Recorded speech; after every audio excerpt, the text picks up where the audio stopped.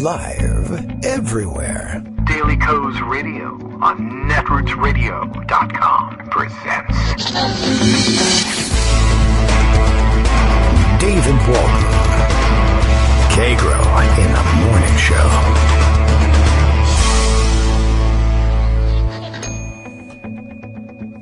Now, here's David Waldman.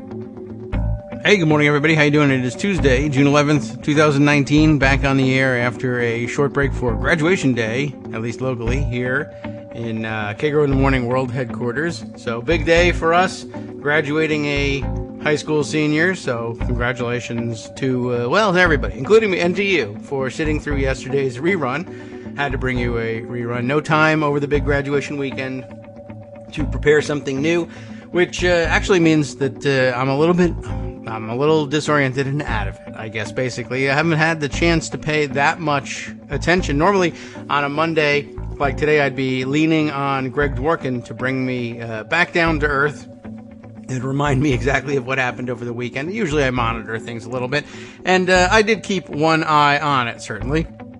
And so I am aware, for instance, that yesterday, the busiest day of our essentially 3-day weekend for the big graduation, was the John Dean hearing. Although I don't know how much attention I might have given over to the John Dean hearing. I don't know. I kind of know the John Dean story, and I kind of know where they were going to go with that hearing. And I wasn't that enthused necessarily of hearing this story laid out, but I know there were a lot of people who either needed reminding or didn't know the John Dean story in the first place, or don't know the Richard Nixon story in the first place. Although it seems like no one has missed a beat here in terms of picking up the papers, virtual papers this morning, and skimming through and finding all sorts of, the same punditry as always, essentially.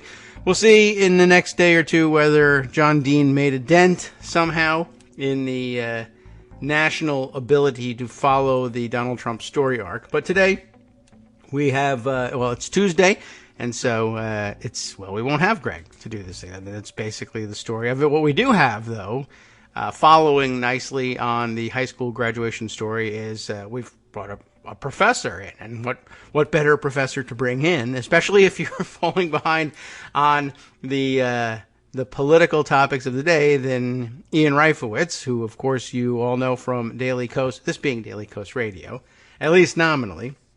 And of course he's got a new book out. We've previewed that some weeks ago, and he let us know that this is about release time. I think we're still waiting on, what did I read? It was the 18th was the release date. I think that'd be a week from today. So is Tuesday a good day to release the books? Maybe that's I don't know. I'm not certain how the protocol goes, but Ian can come and tell us, certainly. And we'll have him almost right away, right here in the 9 o'clock hour, because he's a busy guy and he's got to move on to various other tasks. I guess you become extraordinarily busy right around this time when your book is coming out. The book, of course, you would have seen both reviewed on the front pages of Daily Coast over the weekend, and Ian usually taking his usual Sunday slot to explain things. And guess what? He's had already written a large excerpt that made sense for sharing on Sunday. But The Tribalization of Politics, you no doubt know, is the title of the book. And because all books these days have really tremendous and important subtitles, I'm ready and at hand with this one. The Tribalization of Politics, How Rush Limbaugh's Race-Baiting Rhetoric on the Obama Presidency Paved the Way for Trump. And you can't really be talking about, you can't really avoid talking about Trump, period, around here. So we might as well make a study of it. And that's what we'll be doing for our first hour today. I got a chance this time, finally, ahead of time, to study the book, even though studying books is probably about my worst. It's my lowest ranked superpower, I guess. Getting through books. I'm fascinated by the subject of the books, fascinated by the material in the books, and I think stuck in OCD in the way I read books. And it makes it very difficult to get through them quickly. And I've always admired people who are able to devour books really rapidly. I get too distracted about things, and I basically want to talk about the books, which is fine because now we have a radio show in which we can do that. And how about this? The author of the book will come on and discuss it with us. Nothing could be better than that. But I was very glad to get a nice, is this a, yes, it's a galley proof, so collector's item, if you will, that Ian sent to me ahead of time. So I got a chance to dive in, and it was really, it was disturbing because it's about Rush Limbaugh, and it's hard to get through. Although I've read books about Rush Limbaugh before, voluntarily. And I guess part of the story was I couldn't believe how long he's been doing this. I know this to be the case. And I remember, Rush Limbaugh's, I guess, his first wave of popularity.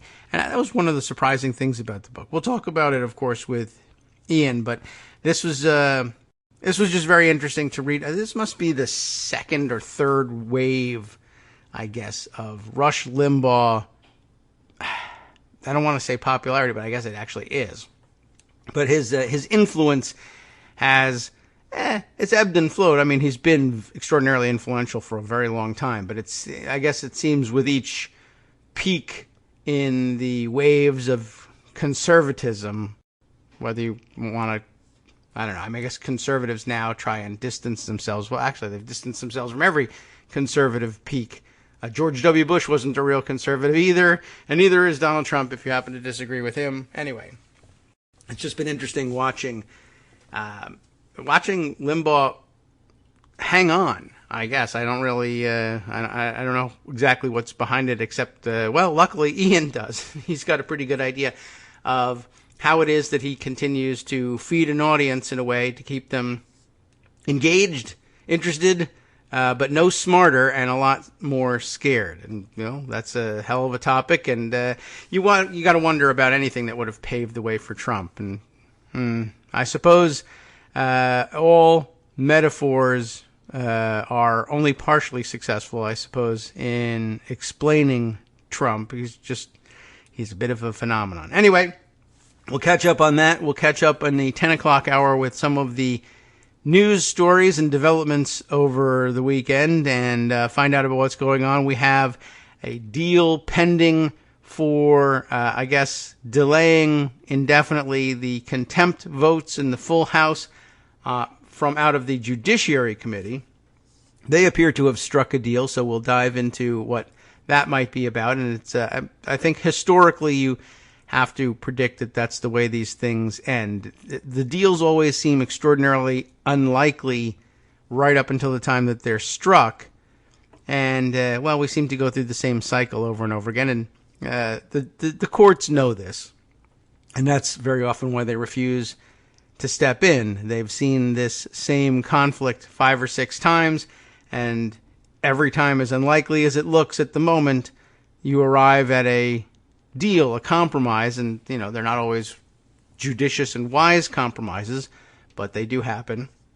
Meanwhile, at the same time, Elijah Cummings and the Oversight Committee are slated to get a floor vote on contempt votes on the same targets within days. So I don't know whether they too will try and strike some sort of a deal or whether Democrats plotted strategically to have Nadler, knowing that the Oversight Committee was coming right along on the same track, just a few minutes behind, and would reignite the same controversy, or what? I don't know. It's hard to tell whether there is coherent strategery going on behind this, or whether it's all chaos. Have had a ongoing conversation with our good friend in the UK, Gideon, who, not surprisingly, seems a little bit baffled by all this. I have provided no clarity because I seem a little bit baffled by all this. I don't see how you could come out otherwise. It's very difficult to understand, lots of moving parts. I don't think that there's anybody who's got a grasp of it because a lot of it is secret strategery. He's just wondering, does Pelosi have a plan? It doesn't seem like it. Depends, I guess.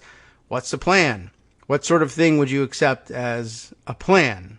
Or would it matter one way or the other? If you were, for instance, as we've said with Greg and Armando a number of times, if what you're after is movement toward impeachment, or at least a clear statement that, okay, look, it's warranted. I don't know how we get to the end result we really want out of it. No one knows the politics and how it's going to come out. And without talking about the timing necessarily, we want to at least be moving towards a credible threat of impeachment, if for no other reason, even if you never refer this thing to the Senate, than to do a thorough investigation in the House and expose as much of what you're able to as possible. But is that Pelosi's secret plan to do it that way, or does she really want to avoid anything that even smacks of impeachment? And the answer, I don't know. It's hard to tell. She may never tell us, but for activists, it's the same game plan one way or the other. If she's got a plan to move toward or even all the way to impeachment, then part of her game plan is going to have to be simply, depending on those of us who want to see it happen, to keep the pressure up. And if it's her plan to avoid it at all costs, I'm sure she would wish that we would be quiet, but I know that she knows that there's not very much that she can do to make people do it. So on the surface, it looks the same.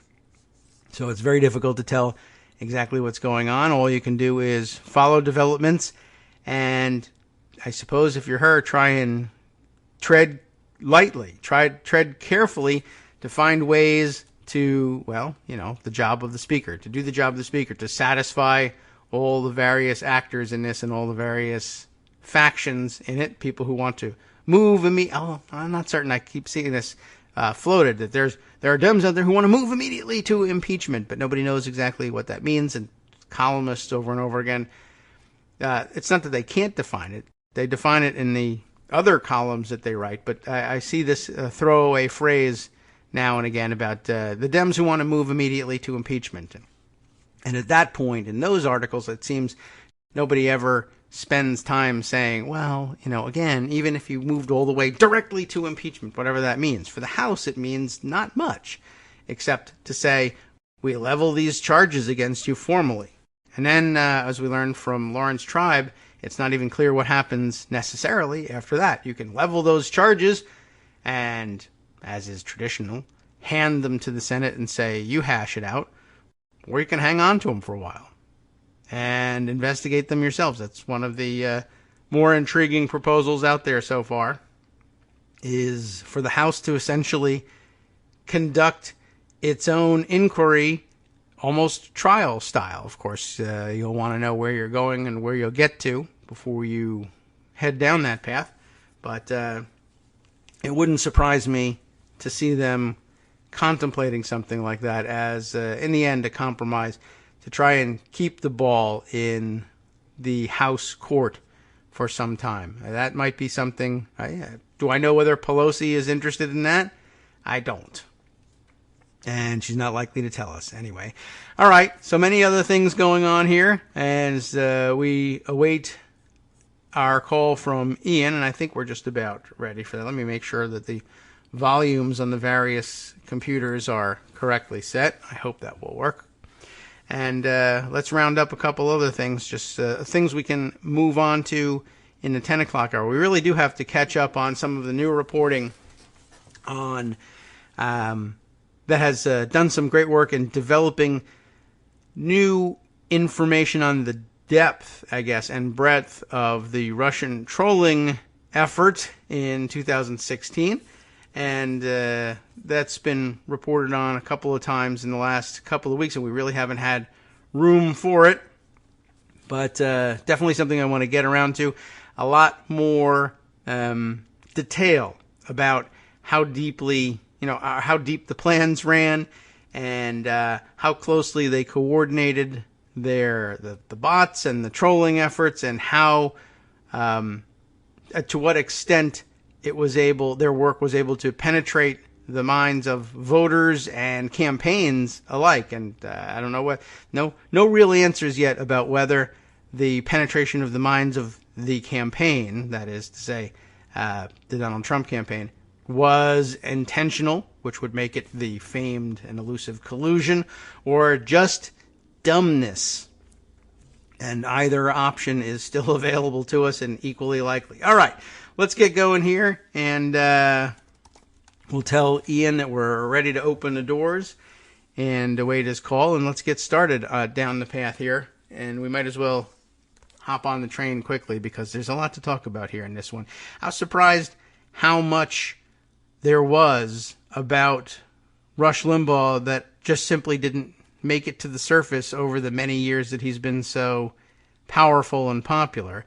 I mean, a daunting task to be sure, and there's a great foreword in the book that Marcos wrote in which he expresses his amazement at how much time Ian had to spend in reading through the transcripts of, I guess the entire Obama presidency's worth of Rush Limbaugh transcripts, which is an amazing thing by itself. But I mean, there's, like 20-something years that you could go all the way back. But anyway, let's welcome Ian. Good morning. How are you doing?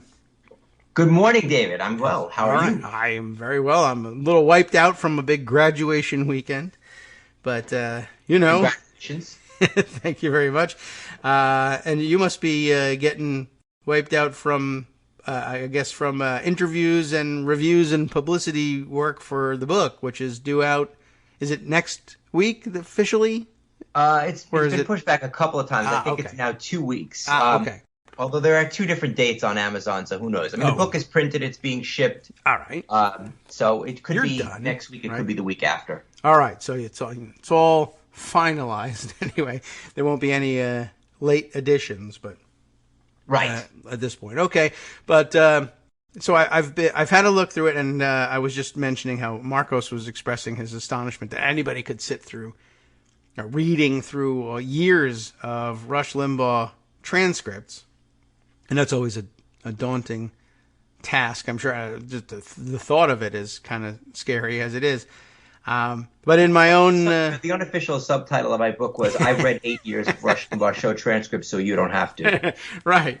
And that would probably bring a lot of people in on this. But I was surprised, again, having read a couple of books about, either exclusively about Rush Limbaugh, none that were, biographical in nature. Everyone was taking shots at him. I don't think I could sit through a straight biographical account of Rush Limbaugh, but I guess having read a couple of different books about different eras of the Rush Limbaugh career, I guess I was amazed that I'm certainly not surprised, but it's always amazing to read what he has to say about anything, because you can't believe anybody could build a successful career on this nonsense.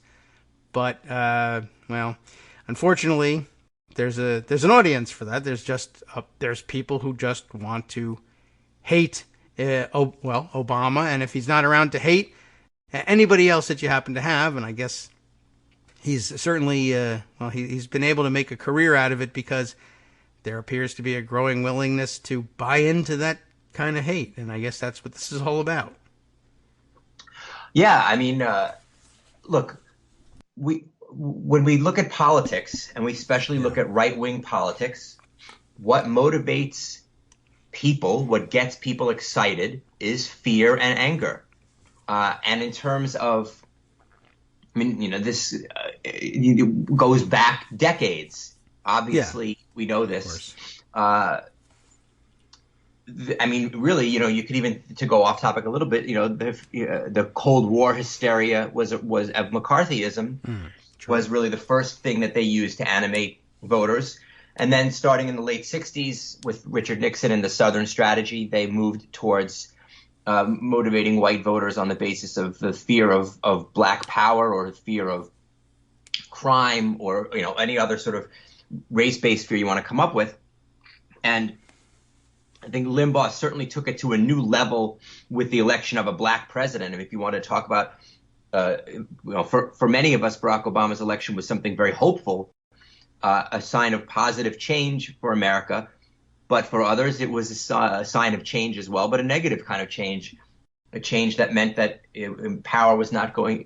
Power in America was no longer going to be in the hands exclusively of white Americans or white Christian Americans. And Rush Limbaugh tapped into that fear. It's part of the larger fear of demographic change. And this was a theme that Limbaugh and obviously, I should say obviously, but plenty of others on the right have been emphasizing for quite some time, certainly since Obama came around, that the composition of America is changing, which is, code for whites are losing power, the browning of America. The symbol of an Obama presidency, the meaning of an Obama presidency, it sort of brought all that fear of a shifting, the shift in power to the Americans of color. It brought it to the forefront. So the fear is already there, and Limbaugh uses that fear, connects it to Obama to motivate white racial resentment, and that's sort of the core argument of the book, that it's about white racial resentment, white cultural resentment, white cultural anxiety. All the fear and the anxiety go to, and the hate and the resentment all sort of come together in seeing Obama as a threat to their America and to their interests in America, and Obama being the personification of liberalism more broadly. And what Limbaugh did there was, as I say in the title, pave the way for Trump. Trump is there with the birtherism, or he was, the birther in chief. I said it in the book. He goes from birther in chief to commander in chief, and then and a lot of the other themes that Trump emphasized, including immigration, which was his primary theme coming down the escalator at Trump Tower in the summer of 2015. Well, Limbaugh had been talking about immigration the whole time. Talking about issues of demographic change, about quote unquote sovereignty, controlling our borders, quote unquote illegal immigrants and crime.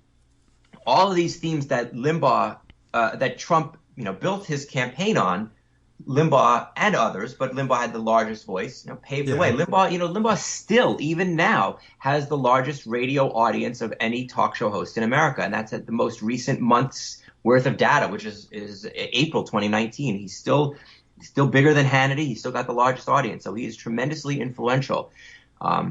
I don't want to go on. Why don't you can tell me where else you want me to go with this. I don't want to pick up 40 minutes straight here. Believe me, I could. Well, it's an amazing thing. I think the first thing that struck me about reading a book about Rush Limbaugh's impact was how many other books I had read along the way about Rush Limbaugh's impact. It all seemed, but it had seemed like there were definitive eras that had come and gone. This guy's has had a really long career, and I just remember reading books about him, for instance, being, declared an honorary member of the House Republican Conference following the Newt Gingrich Republican Revolution in the 1994 elections. Like, this has been going on for some time. Right. When I started out the book by talking about initially right after President Obama was inaugurated, and Limbaugh really did emerge right away as essentially the leader of the Republican Party. You might remember there was this clash in the media between Limbaugh and the then chair of the Republican National Committee, Michael Steele, in which Michael Steele, people said, well, Limbaugh is the de facto leader of the Republican Party, and Michael Steele said, well, no, I'm the de facto leader of the Republican Party, and they actually battled it out, and within 48 hours, Steele had essentially backed down, demonstrating that no, in fact, Limbaugh was the leader of the Republican Party. President Obama addressed him by name. A few days after he took office, he talked about how Republicans in Congress should not listen to Limbaugh and work with him. Limbaugh, of course, that was only catnip for Limbaugh. And Obama's presidency began with this famous statement of Limbaugh. He was asked, along with plenty of other people, to write a few hundred words on your hopes for the Obama presidency, and Limbaugh responded, "I only need 4. I hope he fails." And with that, really, Limbaugh put himself out there. And he was the most, formidable, I think, and consistent foe that Obama faced over 8 years. Other people came and went, but Limbaugh really was there. And he stoked that fear. He stoked that white fear. And he was in many ways, behind the rhetoric behind the Tea Party, which, it talked about taxes, but it was also a lot about resentment of those people getting help from the government, people who quote unquote don't deserve it. Well, Limbaugh was stoking that anger, and in terms of sort of a quote, I came across this one quote from Jamel Bowie, who you probably know is a terrific pundit, columnist. He's writes for the New York Times now. He reacted to a statement of Limbaugh's, which was very early in the Obama presidency. And I don't want to read a million things from the book, but I'll give you a quick one. This is from June 4th, 2009. Limbaugh said, "Obama lives and breathes and believes the things that he says because that's what he's been taught about this country."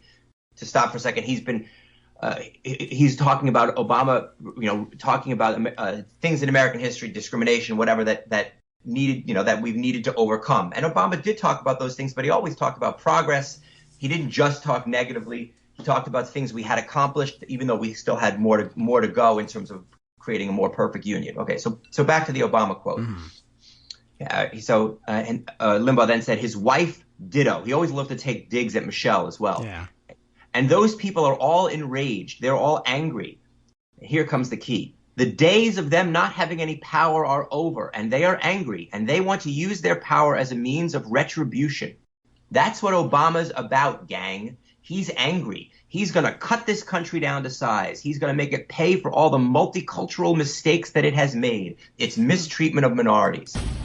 This is a statement designed to get people's blood boiling. And Jamel Bowie pointed to this passage when he identified Limbaugh's racial rhetoric really as having laid the groundwork for Trump. And Bowie said, quote, "You can draw a direct line to the rise of Trump from the racial hysteria of talk radio, where Rush Limbaugh, a Trump booster, warned that Obama would turn the world upside down." Wow. Well, we got to take a quick break here. We'll be right back with more. Hi, everybody. It's me, David. Let's change things up from the old fundraising pitch for just a minute and talk instead about how you can be a part of our show. If you've got a smartphone or any other electronic recording device, why not sit down and record a segment for us?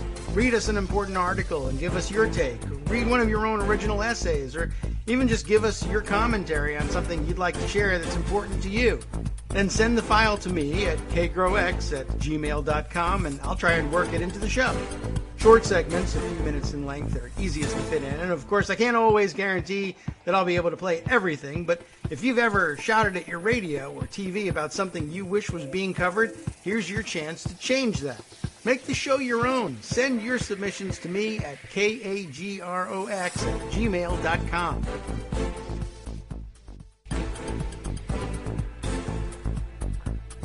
Welcome back now to the Kagro in the Morning Show here on Roots Radio. We're with Ian Reifowitz and discussing his brand new book. We just got, we had our break jump up in the middle of us after you were quoting Jamel Bowie in discussing just, well, I don't know, how do we say it? Just the way Limbaugh set himself up for an 8-year tirade, essentially, nonstop, right immediately following Obama's inauguration.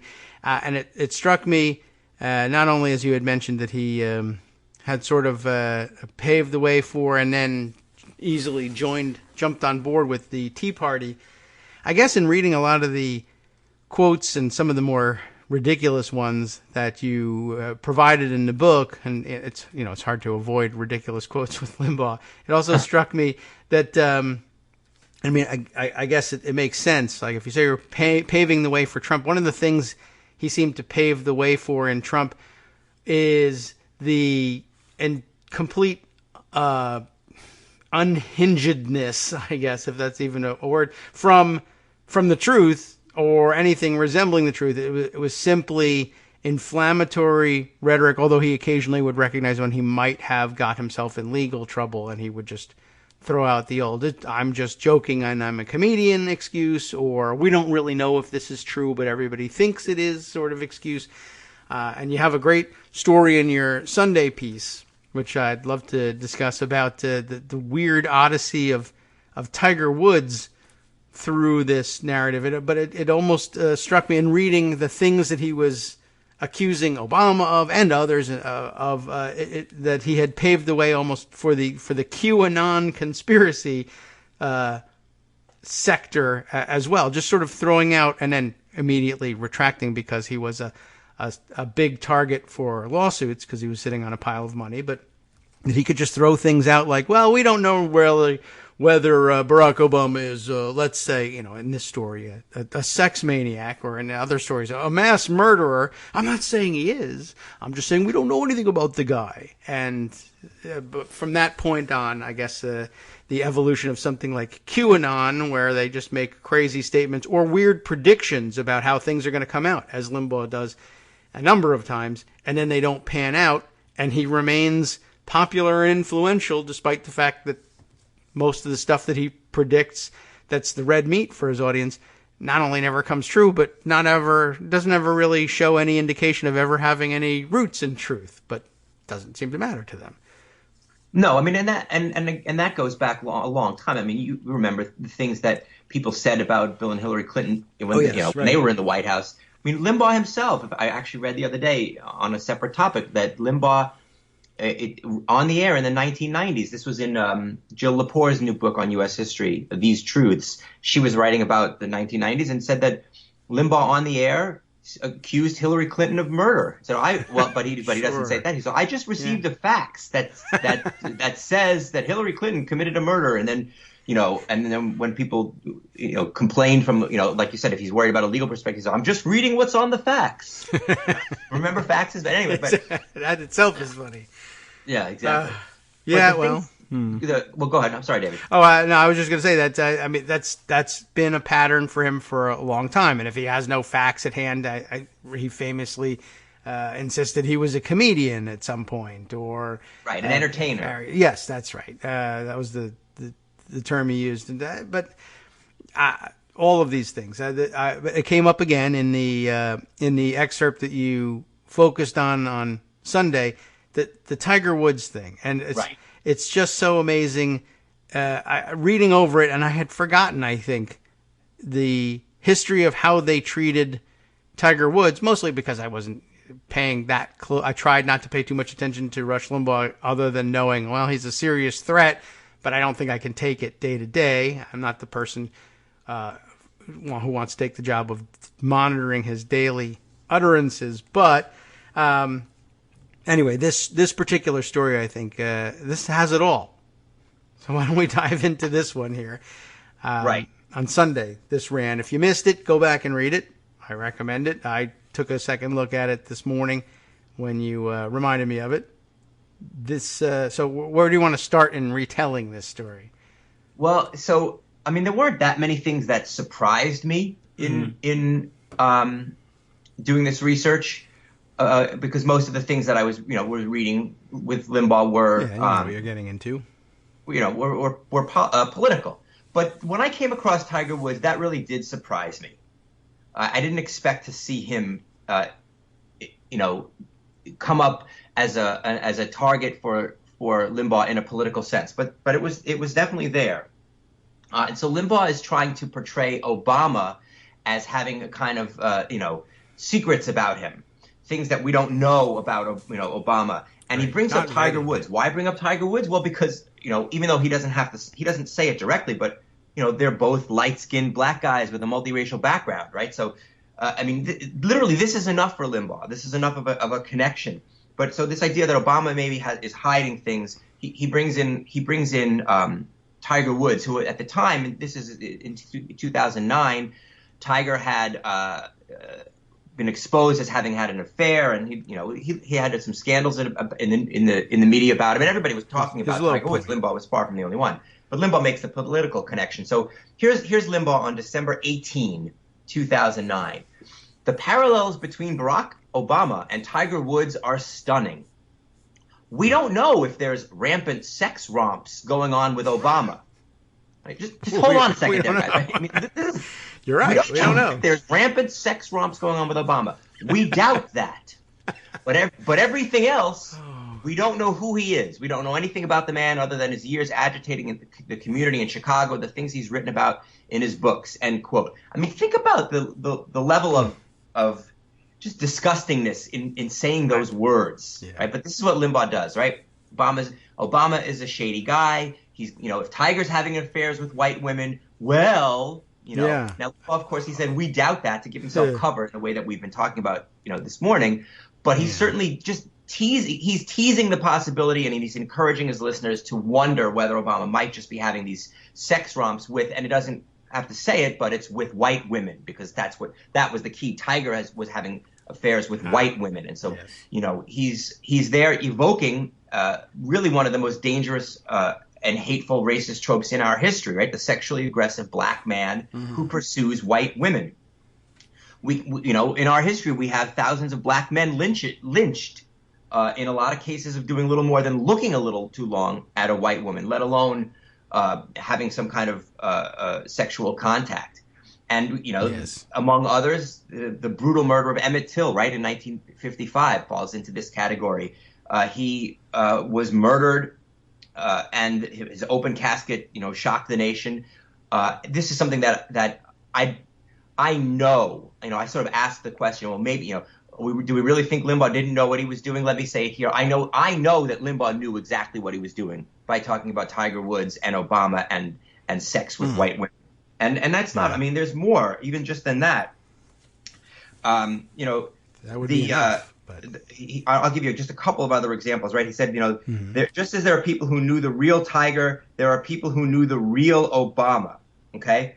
He added, and this is also from the same December 8, 2009 show. He's talking about another hint at Obama and white women, right? So he's talking about Obama going over to get the Nobel Prize. So he says, quote, Obama goes over there and, there aren't a whole lot of African Americans on the Nobel Peace Committee. There aren't a lot of African Americans in Denmark, Norway, over there, a lot of blondes. Tiger Woods would know about it. Again. Wow. That's a leap. That's a leap, yeah. Right? Wow. Okay. And then I'll give you another example. February 19, 2010. Here's Limbaugh, quote, now Fox was running this, but Obama's been broomed for Tiger's porn star mistress. I dig it. Okay. Now this is a little bit of inside lingo, but broomed, for those who don't know, means abandoned. It's so this is ostensibly about Fox News moving from covering the president to covering another topic. But Limbaugh took an opportunity to mention Jocelyn James, who was the white porn star mistress of Tiger Woods, and Obama in the same sentence. His audience, they know these things. He repeats them over and over again. Wow. They know those cues. They know exactly what Limbaugh is doing there.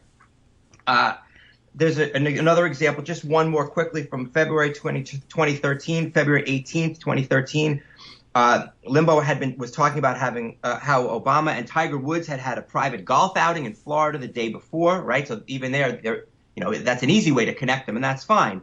Limbaugh joked about having been on a Florida highway that day and seen, quote, a busload of women, end quote, traveling in the general direction of the course where Woods and Obama were playing, before recovering himself, Limbaugh, by adding, I'm not leveling any accusations.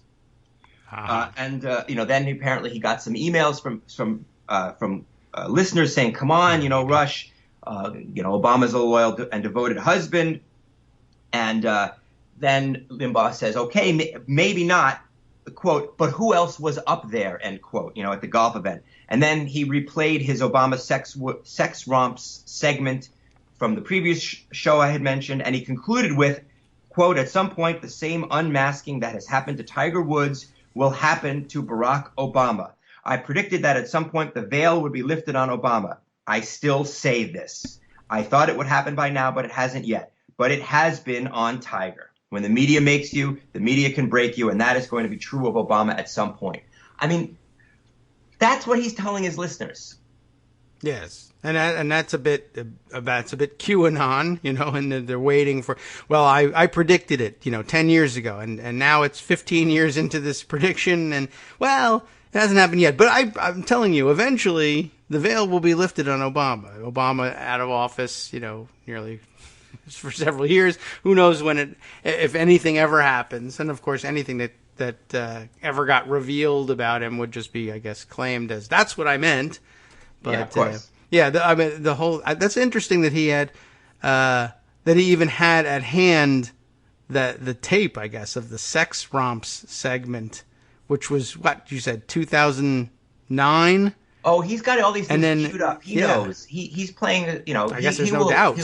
He'll play, well, because he's prepping, he's prepping his show, I guess, and he's he's got his guy ready to when he make to queue up segment 3 or whatever, and he's just got it loaded in there. So he just replays his old segments as ways of checking back, with the audience to show to show them what he's been saying in the past, and also to reward those. I think it's also about keeping listeners loyal. Reward those who've been there with him, and then that makes new listeners say, I want to keep listening. I want to make sure I know what's going on in this great soap opera. And that is one of the things he does.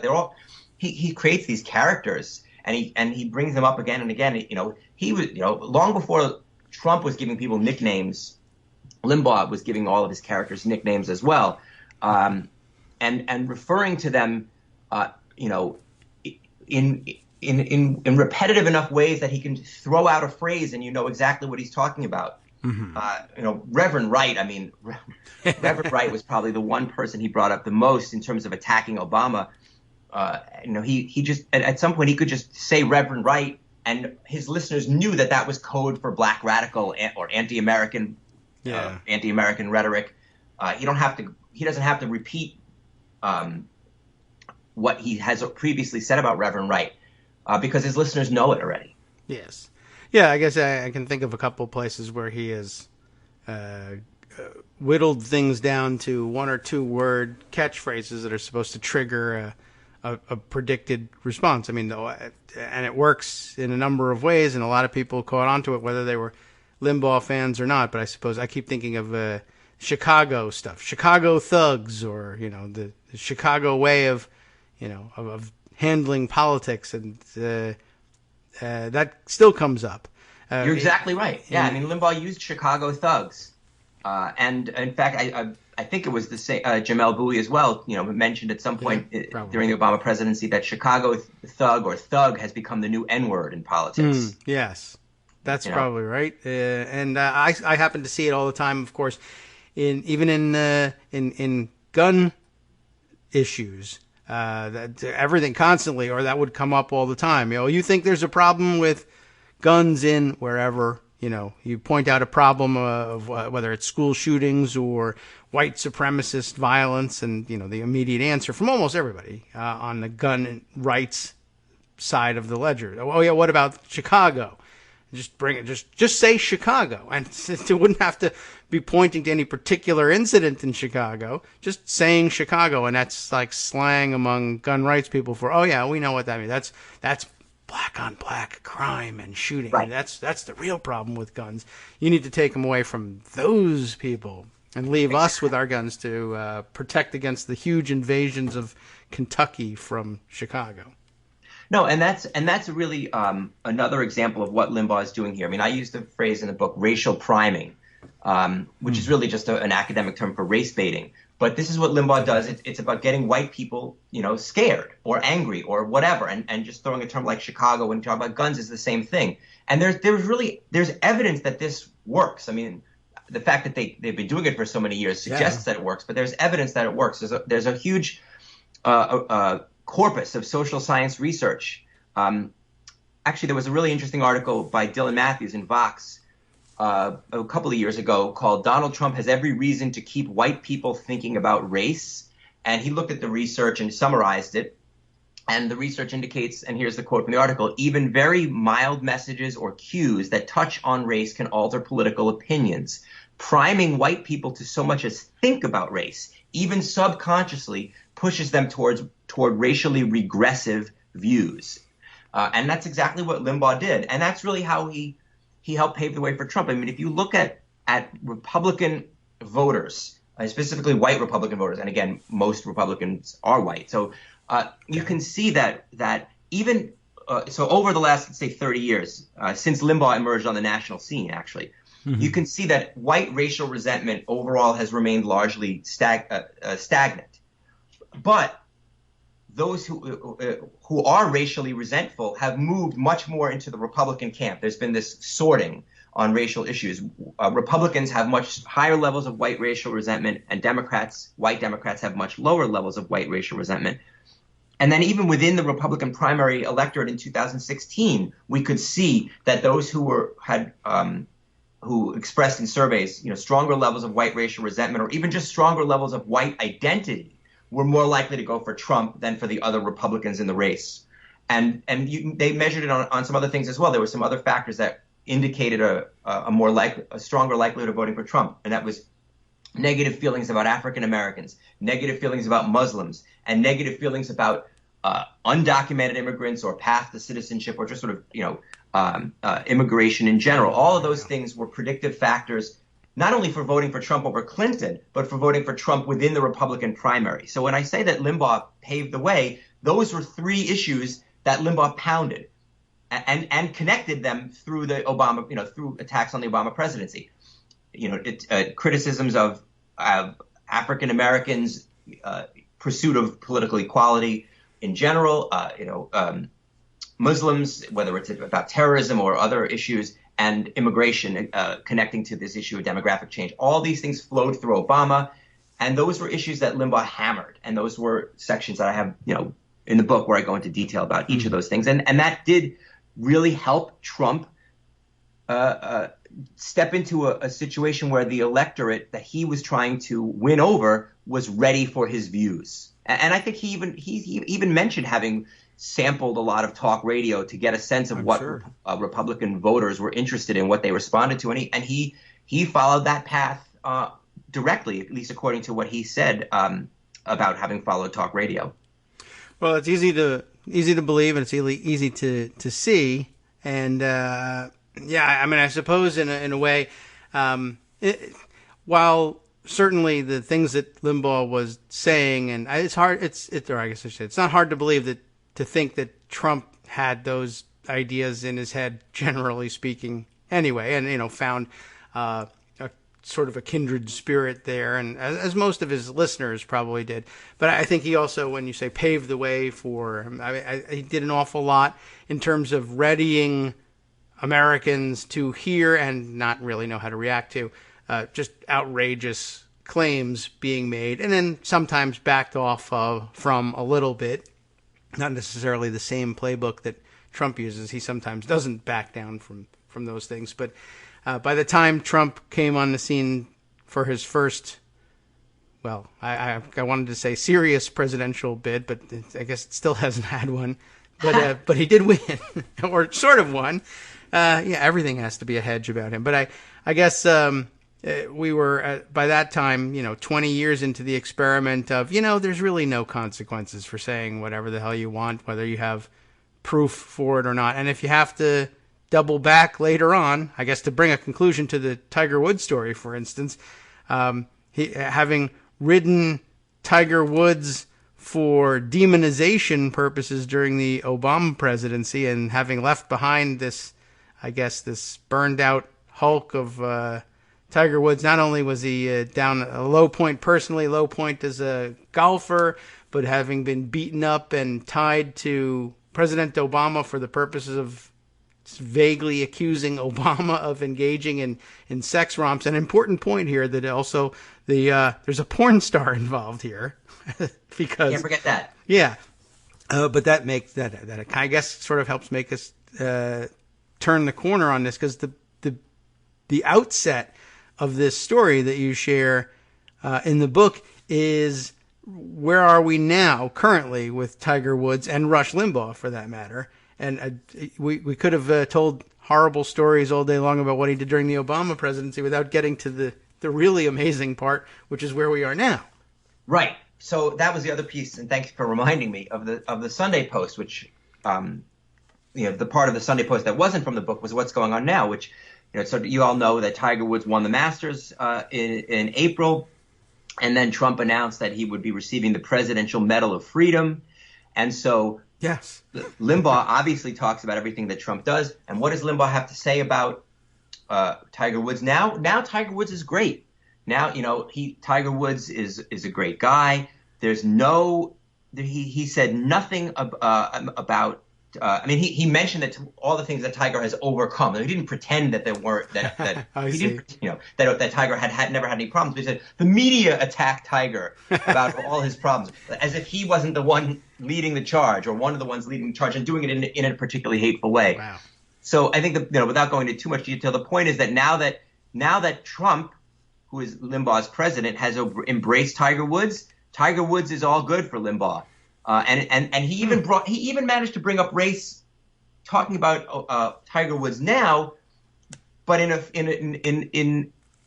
the one hand he flips it around, because now he says, well, the media criticized Tiger, or the liberal media criticized Tiger for accepting an award from Trump, even though they falsely accuse Trump of being a racist, and they think all black people should hate Trump, but really good for Tiger for standing with Trump. And really, it's not Trump who's the racist. Who is the racist? David, can you tell me who the racist is in Limbaugh's mind? Well, it's probably all of us, but I got Barack Obama. Of course, it's Barack Obama. Well, that's the one thing that remains consistent. It's Tiger Woods is just a tool. When he can use Tiger to hurt Obama, Limbaugh will go after Tiger. When Tiger is on Team Trump, then Tiger is just fine with Limbaugh, but the one person he still has to attack is Barack Obama. So that's how I closed the piece. And I guess that there's some consistency.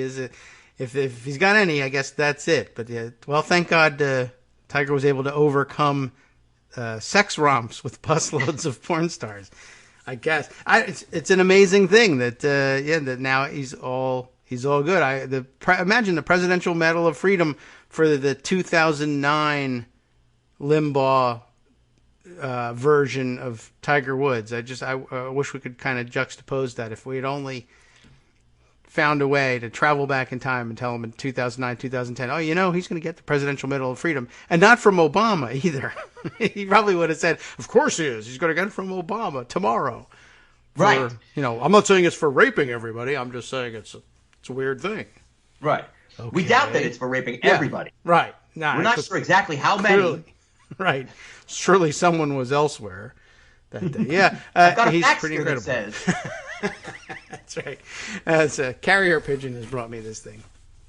That's pretty amazing. And just hearing about faxes is quite a throwback too. But yeah, he's been at it for forever, and he's been able to adapt to all sorts of different actors, if not different conditions. I mean, maybe his great talent has been keeping the same political conditions percolating for 30 years.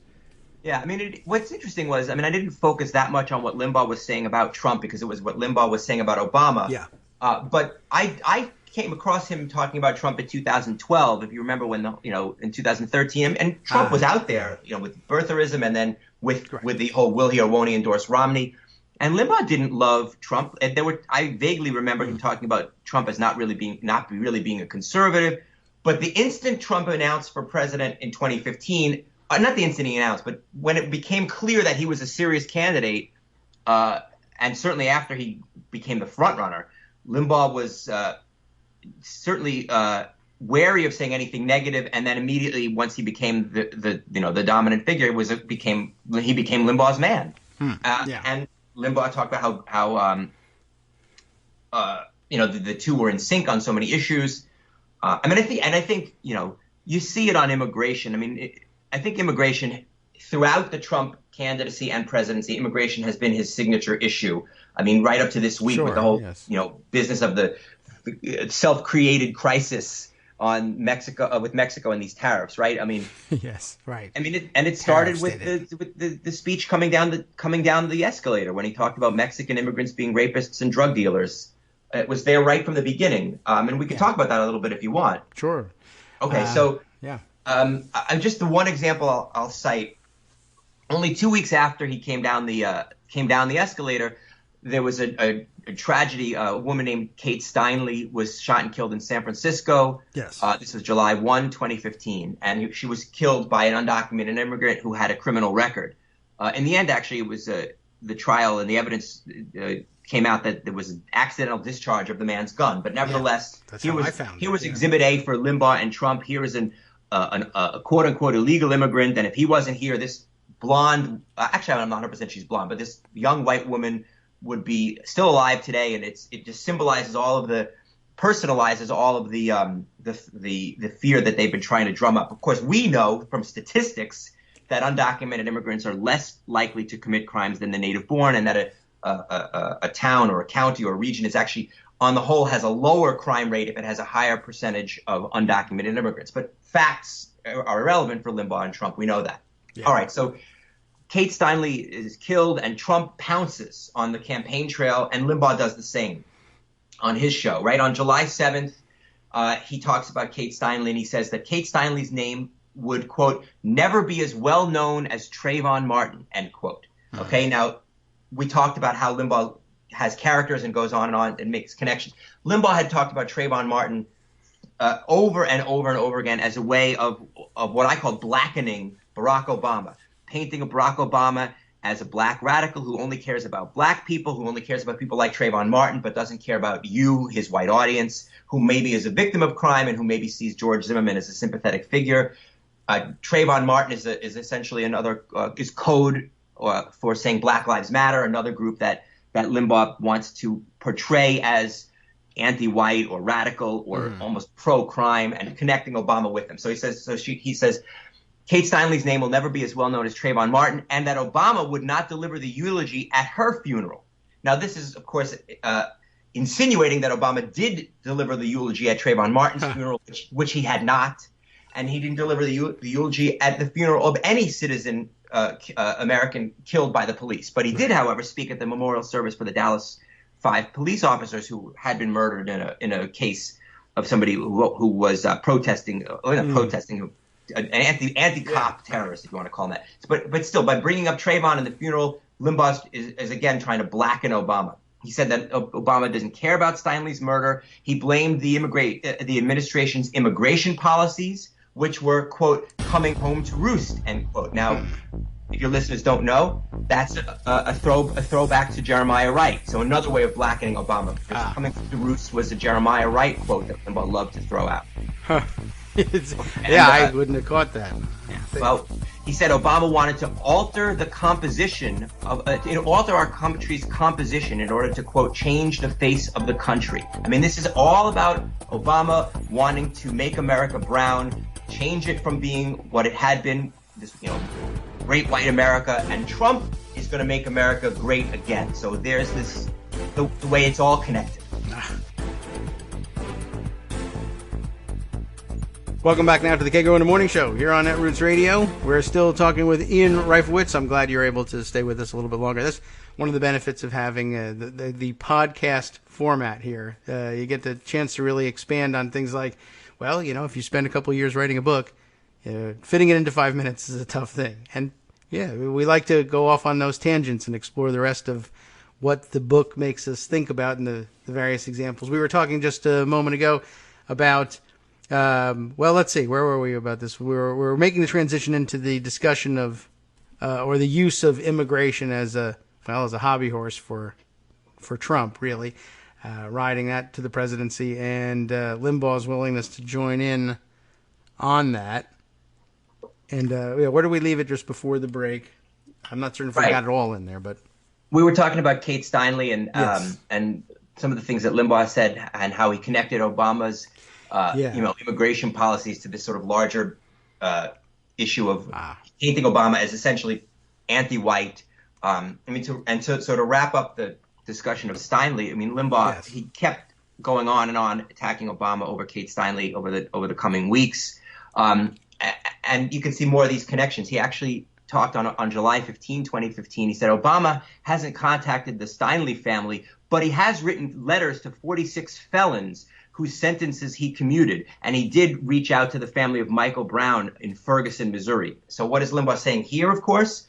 Obama cares more about prisoners, i.e. black and Hispanic people, and black people killed by cops than he does a white woman who was murdered by someone here illegally. And I think if there's one segment that really, with all these connections, that encapsulates Limbaugh's tribalizing, race-baiting rhetoric about Obama and really shows how he paved the way for Trump with that rhetoric, I think this segment about Kate Steinle is it.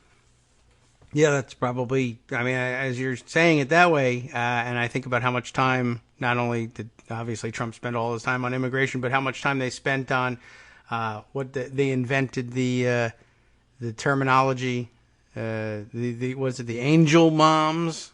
That, right. Just one of the more cynical things I've ever heard in my life. But, he made a major campaign theme of, I want you to, he sent researchers out. He says he sends researchers out all the time. I want you to look for Barack Obama's birth certificate. But these people he actually sent out gather up the names of people who have been murdered, but make sure they're murdered by undocumented immigrants.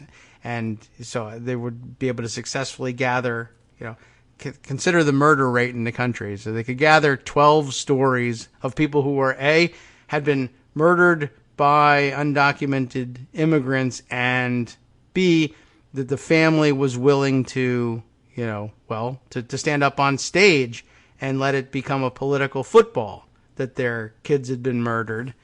And of course, now, if anybody else were to try that, it would be a disgusting thing to do, to politicize the death, and how dare you, or either too soon or too political or what have you.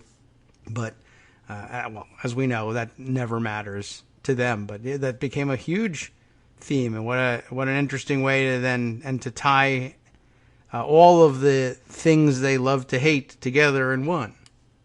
Right. I mean, one of the very first things Trump did, I think it was 3 or 4 days into his presidency, he used an executive order to create this office called Voice, which is an anagram, but it stands for exactly what you said. Its mission is to essentially to publicize crime committed by undocumented immigrants, because it's about fear.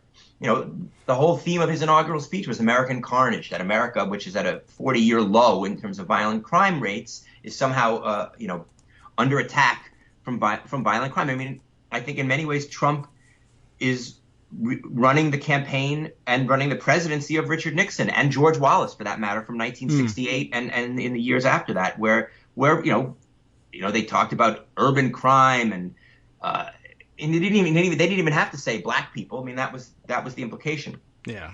And with Obama in the White House, it's the rioters and Malcolm X now in charge of you. I mean, he didn't say it exactly that way, but that's the implication. I mean, you could see it in all these other issues. When Limbaugh talked about reparations, he said at one point, Obama's entire economic policy is reparations.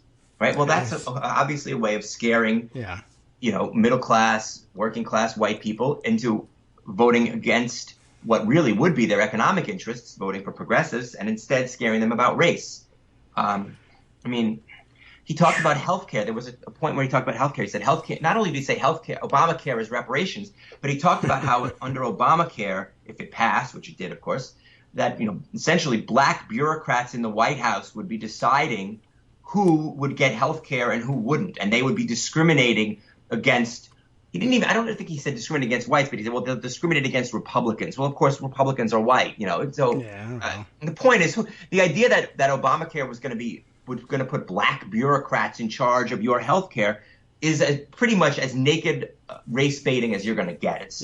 And it's not the only example, obviously. No, not at all. But I'm just amazed by that one because everything. I mean, what could be further from the truth? I mean, just remembering Obama. I mean, one of the great drawbacks, one of the great shortcomings that critics, Democratic and progressive critics of Obama, bring up is, of course, his caution in approaching everything. The idea that, well, it's really, it's not so much healthcare as it is reparations. His entire economic program is reparations. I mean, he was going nowhere near the subject. And I'm thinking about how cautious he was in paring back the stimulus program in the early days and making sure that, we've got to be able to get, Susan Collins on board by keeping the numbers down. It was all about trimming back something that the country needed desperately.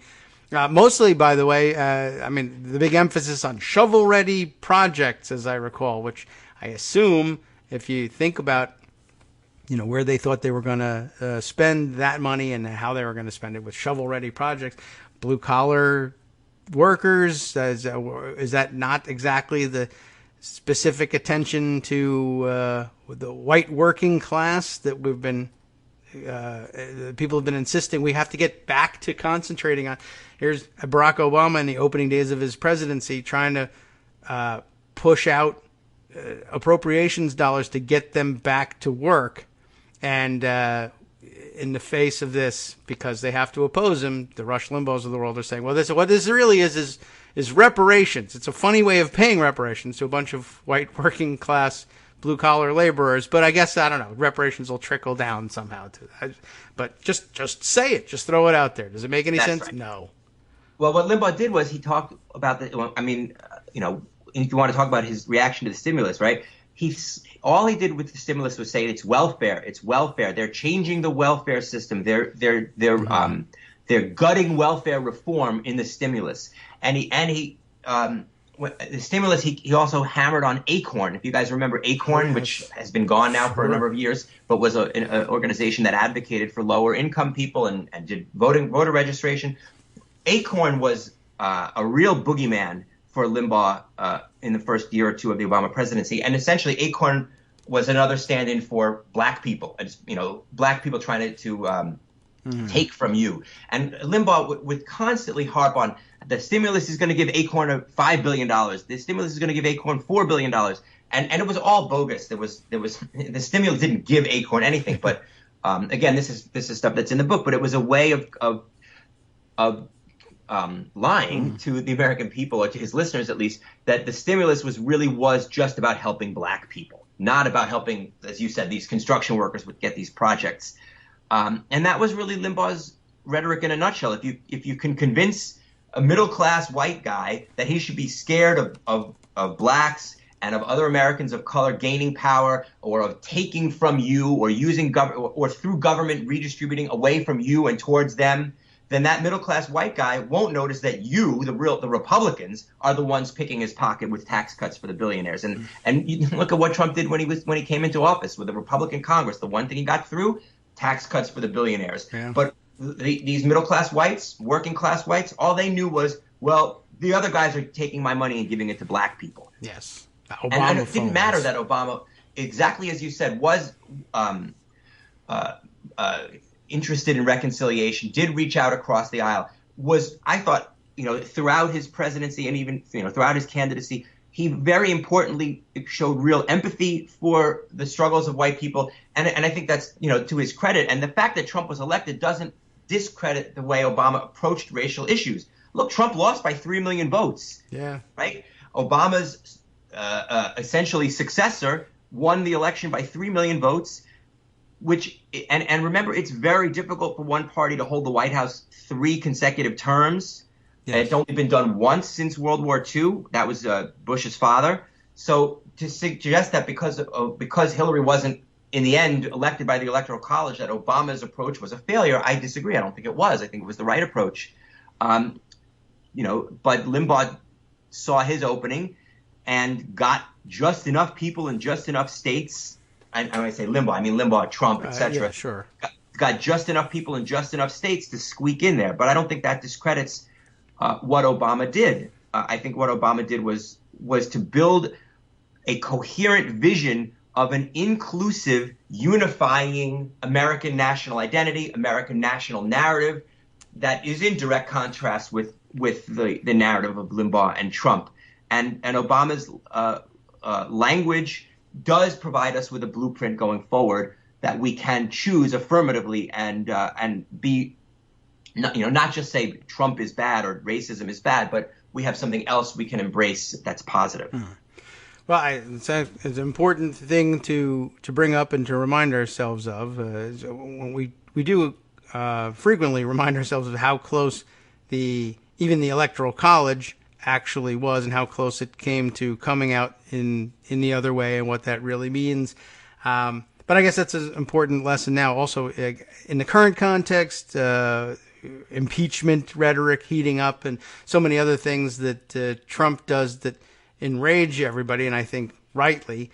But a good reminder, because I fall prey to it pretty frequently too, the idea that, look, even if you go and do the right thing, it doesn't matter to the Limbaughs of the world, and the Limbaughs of the world drive so many other people. You go out of your way to be inclusive and cautious and moderate and no drama, etc., and do the right thing for the country.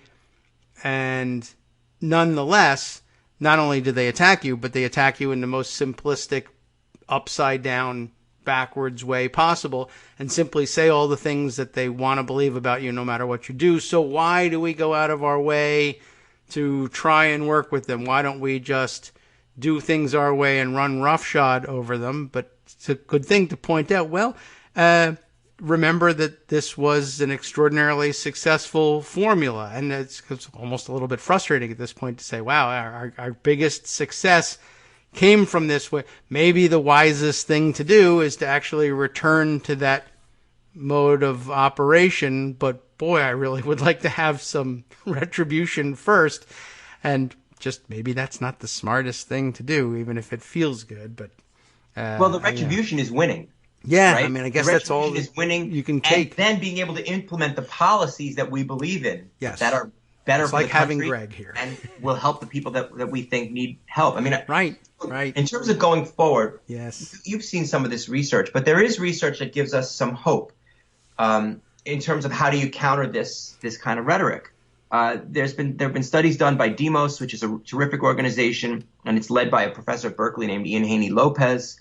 And the long story short is, they tested different messages. Well, should we, for looking across racial and economic lines at voters, and what messages work best? Should we have a race-only message? Say Trump is a racist, Trump is a racist. Should we have a class-only message? Just focus on economics. And neither of those two were as successful as a message that connected the two. And the message essentially was a message that would help people be more aware of what people like Trump and Limbaugh are doing when they talk about race. So the message was, the message was to say Republicans are trying to convince Americans that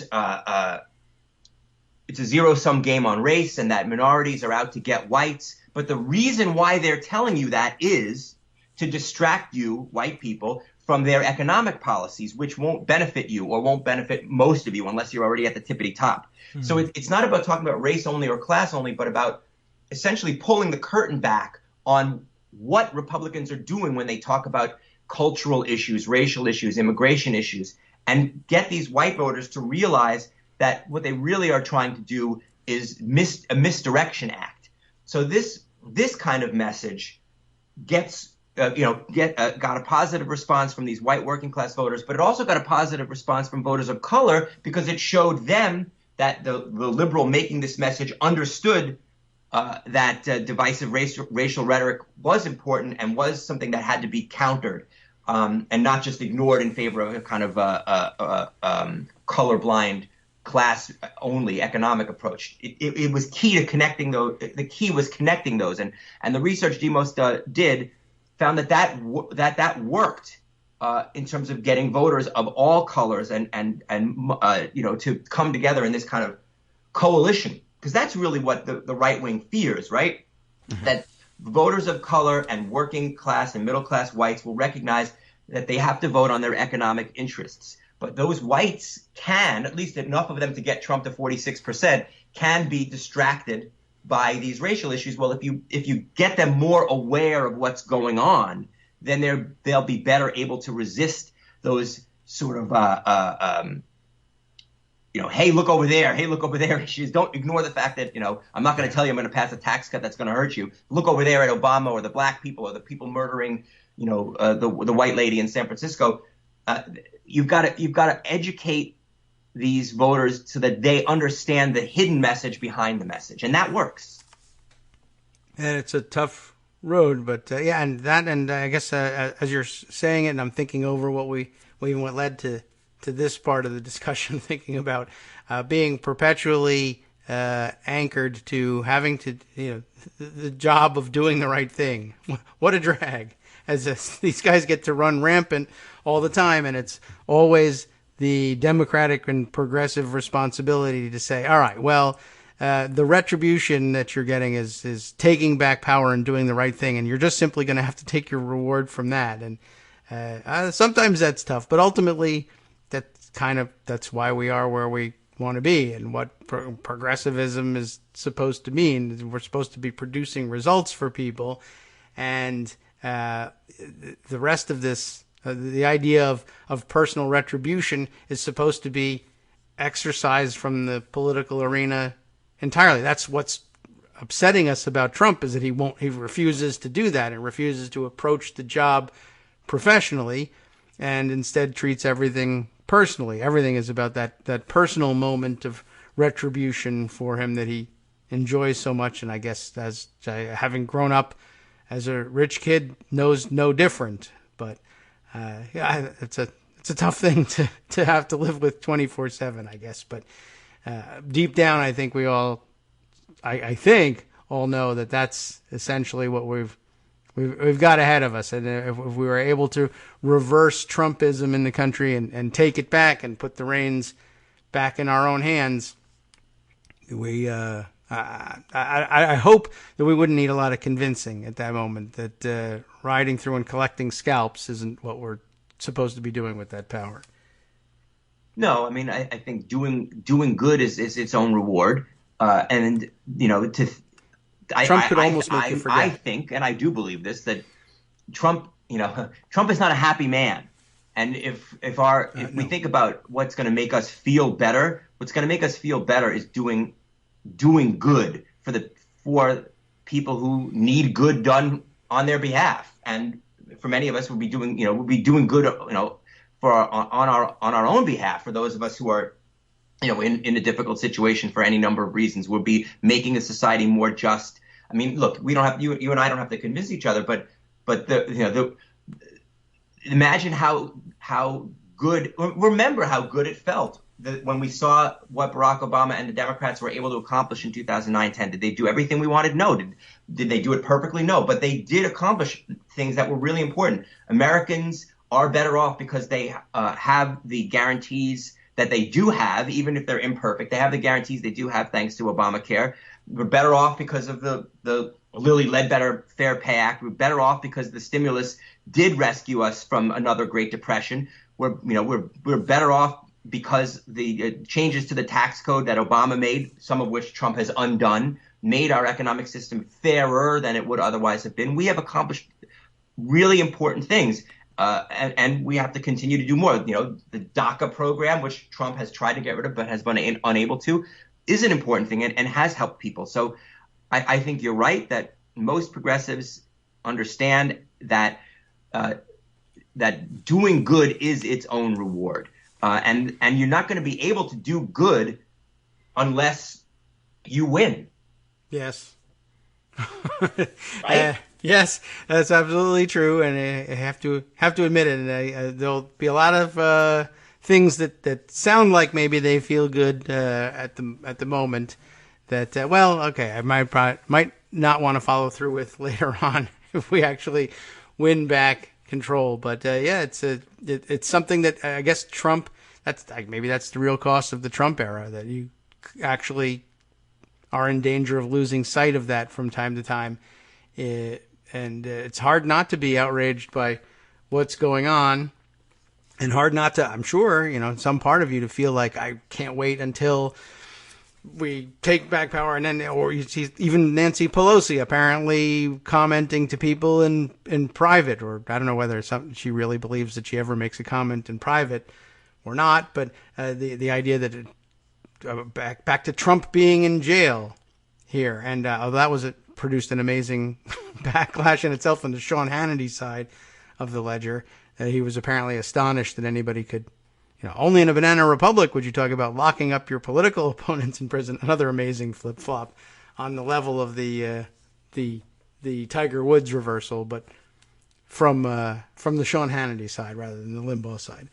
But yeah, it serves as a good reminder, I think, that what we're supposed to be about here, and don't forget it. And it's only likely to work in giving us power back if we are talking about things that way. It's just it's tough in the supercharged, impeachment charged atmosphere that we're in today, and dealing, of course, with a president, a trolling president who knows that the more he needles people into anger, perhaps, I don't know whether he ever has a plan for anything, but if he's got one, I'm sure it's that the Democrats and progressives and liberals tend to forget at least temporarily, about what they're here to do if I upset them daily, hourly, and keep them off balance. It makes the task that much harder. Right. I mean, look, I wouldn't go out. I don't want to learn the wrong lesson of 2016. The lesson of 2016 is not that Trump's style of campaigning worked, right? I mean, did it really work? The man lost by 3 million votes. You're right. Only because Jim Comey came out and had to say something about Anthony Weiner's laptop. Right? Yes. I mean, would we really be talking about the success of the Trump campaign if he had gotten 20,000 fewer votes in Pennsylvania and 10,000 fewer votes in Michigan and Wisconsin? I mean, this is not evidence of political success, I would argue. It's evidence that sometimes you know what happens. But we've got to stick to our principles. We've got to respond to events. And there's a difference between how you combat Trump in the day-to-day political arena in Congress in terms of impeachment and other things, and the way that you campaign out there and reach voters, right? Those are two different things. You have to operate on two different levels. When you're involved in the day-to-day political combat, that's very different from what you do when you're trying, and obviously primary is different from general election, but when you're trying to reach motivate voters who may not be that motivated to come out and vote, whether those are people sort of on your base or in the middle, you still have people in both of those areas that you need to get out there, and you have to be able to reach both of them. And the way to do that is to counter Trump's message by pulling back the curtain and revealing what that message really is about. And that's what I was talking about earlier with this data from Demos, about revealing what what Trump is really trying to do when he talks about Mexican rapists.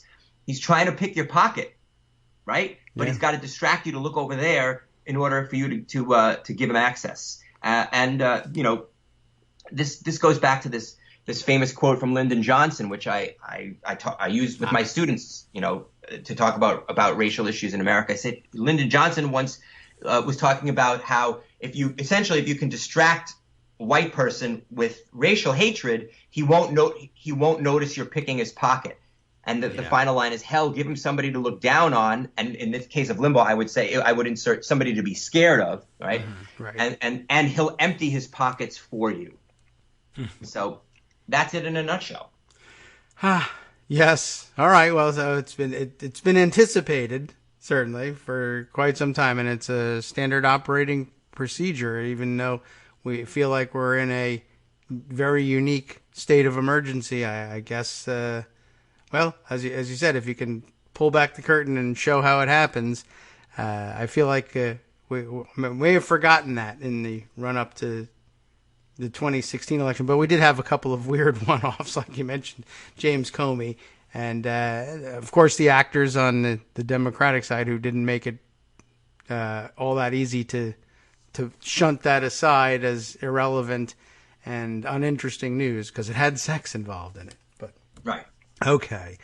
Wow. All right. Well, this has been a good reminder, certainly, and it's a good time to do it here in the middle of our own, or the startup of our own Democratic primaries, to remind ourselves what this is all about, and proceed from there. And a fascinating look back, and a great find for the Sunday piece, the Tiger Woods thing, just to remind ourselves what sort of gymnastics these guys are willing to put their own side through in order to maintain control, I guess.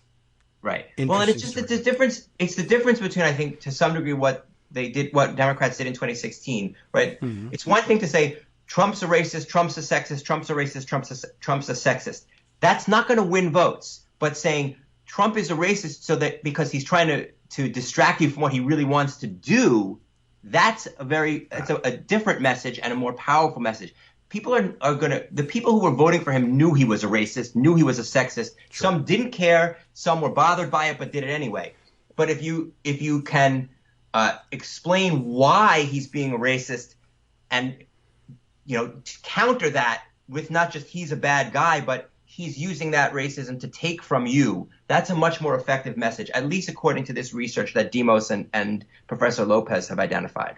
Well, I think that's a good mission statement going forward, and not only again in the primaries, but on into the general election when somebody's going to have to pick up that banner and run with it. And I suppose the other point you made, the one success that he's had, what a surprise it is that the one success he's managed to have is the one we just told you he was aiming at the whole time. So I think you have something there, Ian. Thank you. We may have to connect you with all of the campaigns, although I suspect that they're probably taking a look at it. Thanks for spending so much time with us. And I'll My pleasure. Remind everybody after our 2-minute break where they can find the book and when it's coming out. Thanks so much. Hi, it's me, David Waldman, your host for Kagro in the Morning, with a brand new interruption to say thanks to all of you who support the show. Remember when I told you that our average monthly donation was about $7, for which you were getting 2 great hours of news and entertainment 5 days a week, and how that came out to about 70 cents an hour? That's a pretty good deal, except it's wrong. The math actually works out closer to 17 cents an hour. It is hard to beat a deal like that, and even harder to send your kids to college on. Thankfully, Patreon.com makes it easy to make that work. Patreon, Patreon.com, is the simple, secure way to make recurring monthly contributions to support our show. Just search for me or the show name on the site, and they make it easy to crowdfund the show so that the power of our numbers can keep the show going for just a few bucks a month. Once again, thanks so much for all your support.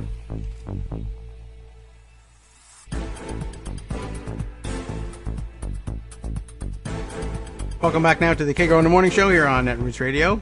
Ian is still here. We'll wrap up a little bit and talk a bit about the fact that the book's on its, I guess, officially on its way out in 2 weeks, but available and ready for order. So make sure you get a chance to tell everybody about that.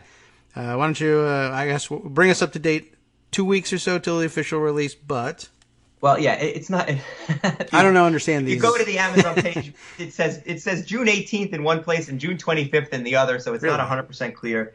But the book is called Tribalization, The Tribalization of Politics, How Rush Limbaugh's Race-Baiting Rhetoric on the Obama Presidency Paved the Way for Trump. I have my copies. They're out. The books are out there. I'm actually doing a book event if you're on Long Island, Friday, June 28th. 7 p.m. at the Barnes & Noble in Smith Haven Mall. I'll be signing books there and taking questions as well, doing a little Q&A with a political science professor, Professor Schuster, in fact. So you can come to that event. You can order the book wherever, Amazon, etc. And I'm on Daily Kos every Sunday. And you can follow me on Twitter at Ian Reifowitz, and you can check things out at ianreifowitz.com. So there's a million places where you can find me. But I really want to thank you, David, for having me on and really giving me a chance to explore the book in real depth, and for this really terrific conversation. I always enjoy coming on with you. I enjoy having you on, and I enjoy the way we.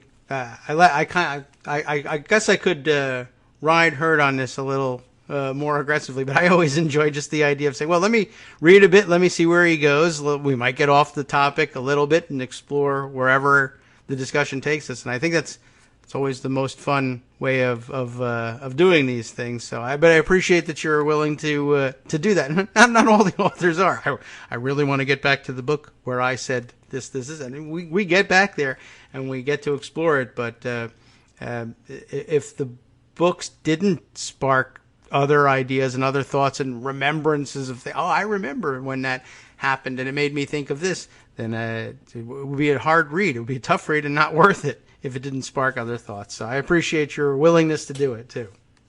Really, truly, it's my pleasure. Okay, well, take care. Thanks very much. We always enjoy having you on, and we'll look for you each Sunday, and we'll follow the success of the book and the schedule of any events. I'm glad you brought that one up. So if anybody's in the Long Island area, you can stop by and get a few minutes to discuss it with Ian face-to-face. So terrific. Let us know when that's happening elsewhere. You got it. Yeah, that's June 28th, Friday at 7 p.m. So thanks, everybody. All right. Thanks again, Ian. We'll talk to you again soon, I'm sure. Excellent. Take care. All right. Actually, I was thinking about one of the other comments that he had made about Rush Limbaugh I should have brought this up now that I think about it, about the black bureaucrats in the White House, etc., telling you the way everything is going to be. I think the story occurred to me, and I couldn't put my finger on the names involved, but I imagine this is the kind of story that we were talking about there. I was thinking of the Shirley Sherrod story, which I just had to look up and remind myself, what was that even exactly about again? And it reminds me that that was way back in the day, in 2010. Andrew Breitbart still haunting us in his living form. And how much he made of this insane situation. But I don't know if I can remember exactly what was at the heart of it, but it was another story of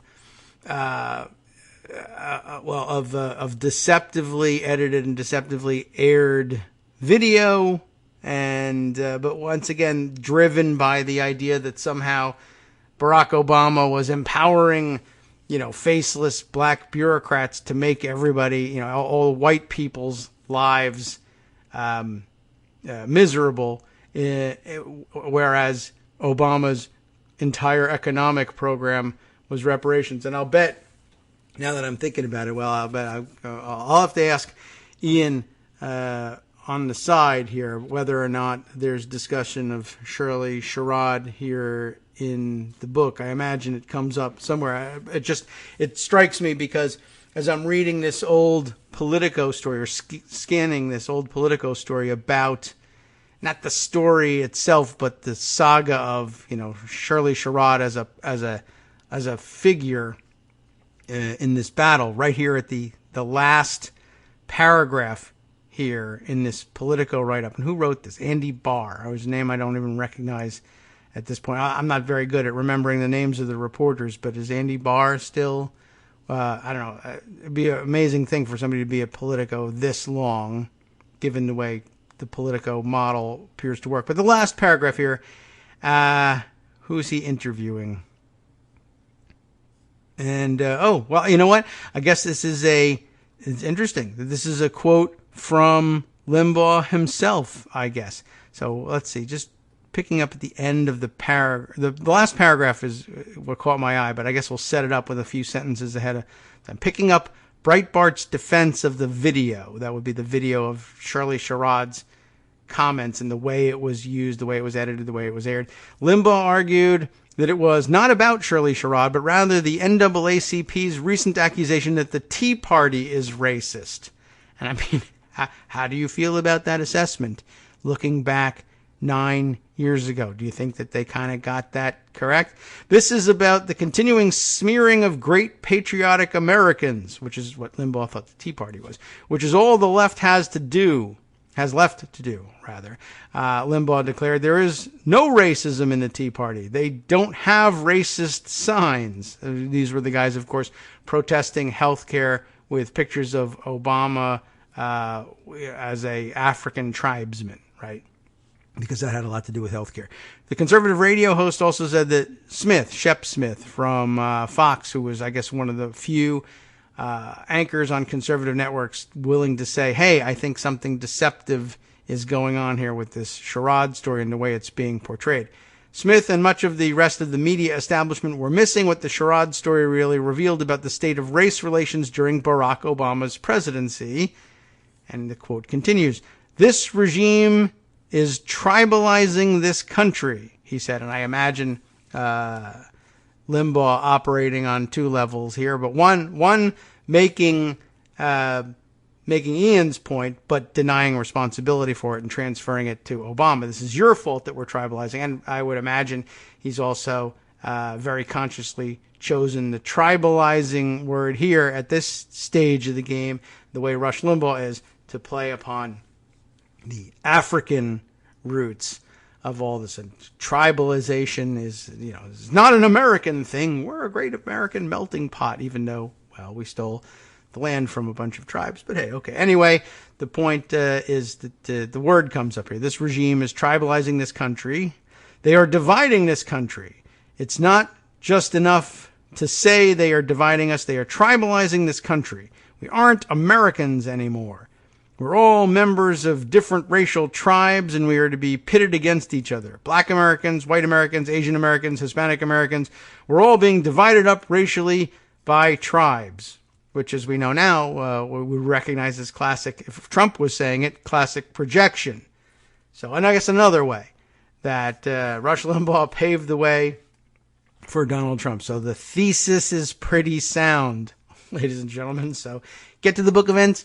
Get online, pick up a copy of the book, take a look. You won't be, as Ian said, won't be surprised by what you read that Rush Limbaugh was doing, but you will be dismayed, certainly, and learn a little something along the way, too, about what we need to do to expose it for what it is. And I suppose that one of the better formulations of how to defeat it that I've heard articulated lately, understand what it is, understand how it's being used as a distraction, and point out to people the one thing he's managed to do through all the clutter and chaos is pick your pocket, just like we said.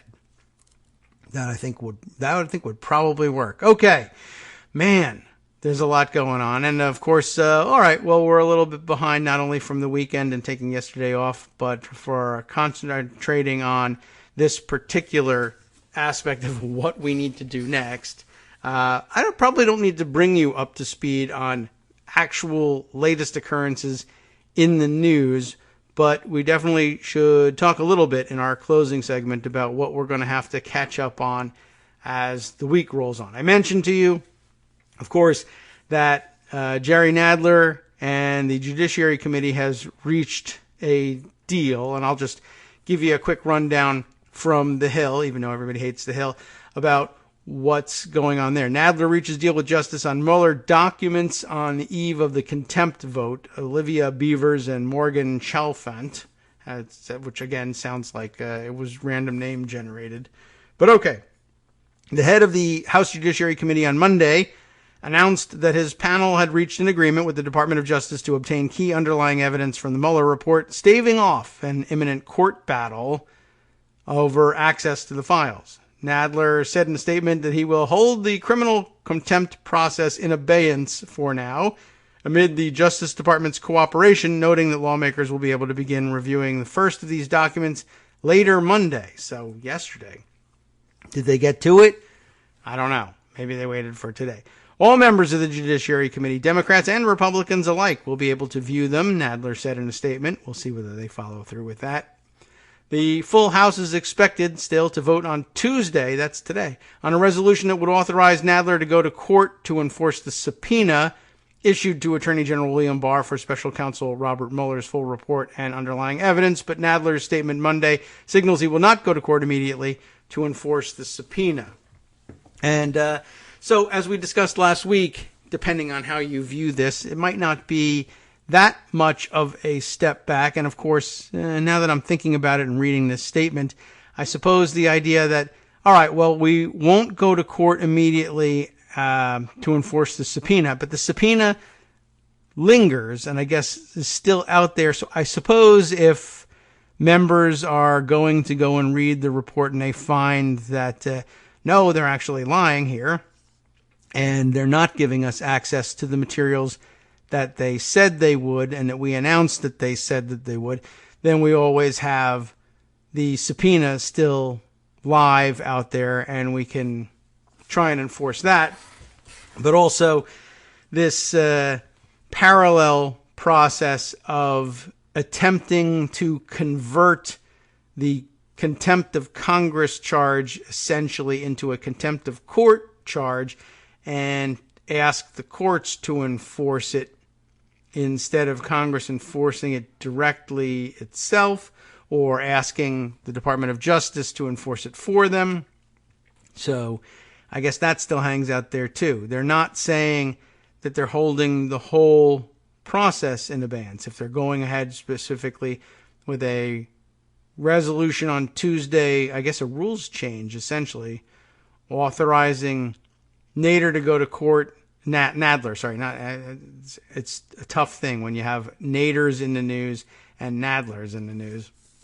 But enabling him to go to court, you're allowed to go to court to enforce the subpoena, but also to try and, like we explained, it's kind of a weird thing, and I guess the best encapsulation of it, the quickest explanation is converting contempt of Congress into a contempt of court proceeding instead. Nadler said Monday he would allow the Justice Department time to demonstrate compliance with the agreement, but did not completely shut the door to moving forward with criminal contempt. If the department proceeds in good faith and we're able to obtain everything we need, then there'll be no need to take further steps. If important information is held back, then we'll have no choice but to enforce our subpoena in court and consider other remedies. It is critical that Congress is able to obtain the information we need to do our jobs, ensuring no one is above the law and bringing the American public the transparency they deserve. The resolution up for a House vote on Tuesday also targets Don McGahn and would give House chairmen the rare powers to go to court to enforce their subpoenas amid what Democrats describe as unfounded and unprecedented stonewalling by President Trump and his administration. Next up, of course, would be the Government Oversight Committee, and I guess they'd be able to use the same tools to head to court to try and convert their case into a contempt of court case rather than a contempt of Congress case. I don't know if they want to keep a live contempt of Congress one out there just in case or what. All right. So that's kind of where we are. Because they're the Hill, they felt like they had to give the Republicans a chance to respond to it. And as you can imagine, they went to Doug Collins and he said, blah, blah, blah, something. The Justice Department has yet again offered accommodations to the House Democrats, and I'm glad Nadler, for the first time in months, he has to say, has finally met them at the negotiating table. Is the chairman prepared to rescind his baseless recommendation to hold the Attorney General in contempt, or do House Democrats still plan to greenlight lawsuits against the Attorney General and former White House counsel tomorrow? He continued. Well, the answer is they do. So that's where we are, and that's where we'll pick up with that story tomorrow or later in the week. Big story also over the weekend. Believe it or not, Jared Kushner is fabulously corrupt. The Guardian reporting this, John Swain reporting from New York for The Guardian, because this is where the crime is taking place. A real estate company part owned by Jared Kushner, which shouldn't be happening because Jared Kushner is a White House official, but norms are out the window, so whatever. A real estate company part owned by Kushner has received $90 million in foreign funding from an opaque offshore vehicle, again, since he entered the White House as a senior advisor, a third time, to his father-in-law Donald Trump. Investment has flowed from overseas to the company. Kagro is the name of the company, while Kushner works as an international envoy for the U.S. According to corporate filings and interviews, the money came through a vehicle run by Goldman Sachs. What? I can't believe they're involved in corruption. In the Cayman Islands. What? I can't believe the Cayman Islands are involved in corruption. Of course, a tax haven that guarantees corporate secrecy. Kushner, who's married to, Ivanka, kept a stake in Kagro after joining the administration while selling other assets. His holding is now valued at up to $50 million, according to his financial disclosure documents, when he feels like disclosing anything. Kadri's foreign funding could create hidden conflicts of interest for Kushner as he performs his work for the U.S. government, according to some ethics experts, that is, the ones who have ethics, who raised concerns over the lack of transparency around the investments. You can probably see how it would work. Quote, "It will cause people to wonder whether he is being improperly influenced," said Jessica Tillipman, a lecturer at George Washington University Law School who teaches government ethics and anti-corruption laws. Kushner resigned from Kadri's board, and reduced his ownership stake to less than 25% after he joined the White House, according to his attorneys, as though that was something interesting. You're supposed to divest, period, but he didn't. He failed to list Kagro, even had he divested. He simply failed to list it on his first ethics disclosure, later adding the company and saying the omission was inadvertent. Who knew? Kagro says he's not actively involved in the company's operations, but he's also not supposed to be an owner. The names of the foreigners investing in Kagro via Goldman Sachs are not disclosed by the companies, which are not required to make the information public. Two sources familiar with the firm said much of the money came to the Cayman Islands vehicle from a second offshore tax haven, while some came from Saudi-owned Arabia. What a surprise. Kushner was initially denied a security clearance, you may remember that, by career officials when he joined the Trump administration. A whistleblower told Congress it was blocked due to concerns about Kushner's outside business interests and foreign influence. Kushner was later granted a clearance anyway, allegedly after a Trump appointee intervened. The White House and Abby Lowell, who I really don't know what he's doing these days, an attorney for Kushner, did not respond to questions about the foreign investors and Kushner's stake in Kagro, so he was useless. I guess he knows that it's a dangerous area.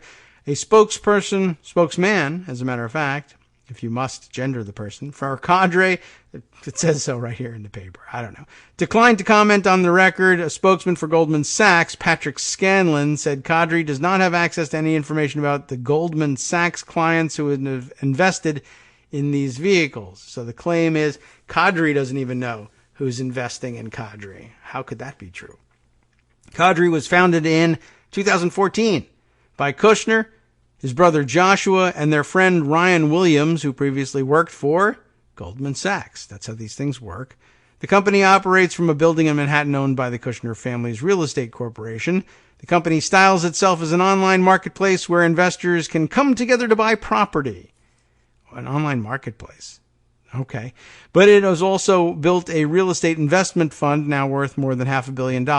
So it's really not an online marketplace where investors come together. It's these four investors or whatever number they have pool their money, and they're a private equity firm for real estate. But okay. I mean, I guess 2014 was a little late to be participating in the old school .com boom where you just pretend you're an online marketplace for something and ignore the online part, but go around saying our valuation should be higher because .com, but apparently they just did it anyway. All right, let's see. Real estate investment fund now worth more than $500 million is now used to buy properties across the U.S. The fund's value has risen fivefold since 2017 when Kushner was appointed a White House advisor following earlier slower growth. So obviously the major growth strategy here is one of our guys, the almost 25% owner, works in the White House, and not just any White House, thieving bastards of a White House that love giving money to billionaires. Oh, well, that'll increase your value fivefold. The offshore Goldman Sachs vehicle began collecting funds for Kagro in August of 2017. Good timing. According to a securities filing, the bank announced in January last year that it had struck a deal for clients to invest up to $250 million in total with Kagro. The vehicle is managed by accountants in the Cayman Islands and is owned by another offshore Goldman Sachs entity. The arrangement is legal, believe it or not. Offshore jurisdictions have come under increased scrutiny in recent years from international authorities concerned about their secrecy. Funding from the Cayman Islands vehicle goes into Kagro's real estate purchases in the U.S. According to sources familiar with the company's work, Kagro charges an annual fee and takes a cut of profits made from the properties. This funding is separate from ownership stakes in Kagro itself, bought by venture capitalists in Silicon Valley and foreign billionaires, including the Chinese technology tycoon Jack Ma and the Russian investor Yuri Milner, of course. Kagro last year held talks with a fund backed by money from the Saudi Arabian government, that is to say the Saud family, but no deal was done. Trump and several members of his administration, including Kushner, have bucked precedent by retaining business interests after entering the government. George W. Bush and Bill Clinton moved their wealth into blind trusts, while Barack Obama had few assets beyond savings accounts and investments in index funds. Richard Painter, former ethics lawyer in the Bush administration who ran for the Democratic U.S. Senate nomination in Minnesota last year, said he was troubled by the lack of disclosure around some of Kagro's funding. The problem with Kushner and with Trump is that we have all these corporate entities and often nobody knows who was invested in them and where those investors borrowed their money. We simply have no idea, said Painter. It's a big problem. Government officials, in case you didn't know, are barred by law, whatever that means, from being involved, quote, personally and substantially in actions that benefit them financially and are obliged to ensure that they do not create an appearance of bias. But, we're not particularly good at enforcing that. The article does go on at some length, and it is of interest for that reason. But it's just, I guess at this point, one of a dozen such stories of just about Kushner, really. But I guess there are plenty of other stories that we need to follow. We still need to catch up on how much Elaine Chao appears to be pirating for her husband, Mitch McConnell, both from overseas investment in Kentucky and, I guess, Department of Transportation investment in Kentucky as well. So we want to catch up on those stories. We want to catch up on the stories of the extent of Russian trolling. And I guess just to throw something in here for fun in the 2 minutes or so we have left before we got to make our way out for the day and hand things over to Justice Putnam for his program. I'm sure you caught over the weekend the revelations, I suppose. You knew it was coming anyway. The fallout from Trump's overseas trip. Did we mention, I think we did, that, of course, Trump made the side trip to Ireland, mostly to go to his own golf course there, but did try to put on a little window dressing by meeting with the Irish Prime Minister there. And there was a small battle over where to meet, and the Prime Minister, can you believe it, of the actual highest-ranking elected official in the country, didn't want to simply fly out from Dublin to meet him at his namesake golf course and help advertise the property for him and come running like some sort of lackey to meet him on his turf outside of Dublin. But they worked out the compromise and met in the airport lounge instead. Meanwhile, when they finally did get to the golf course, he had the kids in tow. And one of the bigger stories that came out at the end of the week and ran into the weekend was that the Trump boys, Don Jr., or large adult sons, I guess, Don Jr. and Eric, hanging out around there. Did they not play golf with their dad? Did they ever play golf with their dad? That's an interesting thing. How come that happens? You'd think that, well, I guess if they were a close family, that would happen, but apparently they're not. Anyway, they spent their time in town, wherever this golf course is, Doonbeg, I guess, in Ireland. And I think that's, did they mention that? Is that western coastal Ireland? Anyway, they, rather than playing golf, decided to go on what, I don't know who told who what, but I guess they were initially saying a pub crawl in Doonbeg. And I guess unless it's a really small town and they only have one pub, I normally wouldn't qualify as a crawl if you just hang out in one pub. But anyway, I can't recall whether we actually found time to mention it last week or not, but they invited everybody in for drinks and were so overwhelmed with the reception, the friendly reception they were getting in this town where they have situated a golf course and are presumably saying they're going to pay a bunch of people to work at this place. Come on in. Drinks are on us. We want to buy a round for the house, say the Trump boys, and that's something they usually make you popular in a pub, right? And so everybody bellied up to the bar.